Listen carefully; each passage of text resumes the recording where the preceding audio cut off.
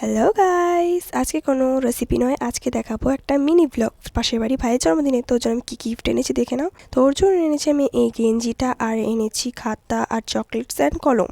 তো আমি রেডি হয়ে গেছি, তো চলো যাওয়া যাক জন্মদিন বাড়িতে। তো জন্মদিনও ছিল এই ভাইটার, তো এই ভাইটার হলো এখন মাধ্যমিক দিল, 16 বছর বয়স হলো এবার। তো সবাই ওকে বরণ করে পায়েস খাইয়ে দিল, এবার কেক কাটবে। ওটা হচ্ছে ওই ভাইটার মা, আর এটা হলো ওর পিসি যার সাথে কেক কাটছে, আর পুপু মুমু সবাই ছিল, আর এটা হলো ওর বাবা। তারপর ওর কেক কাটা শেষ হয়ে যাওয়ার পরে সবাইকে কেক ডিস্ট্রিবিউট করে দিল। আমাদের কেক খাওয়া হয়ে যাওয়ার পর আমি বসে গেছিলাম খেতে।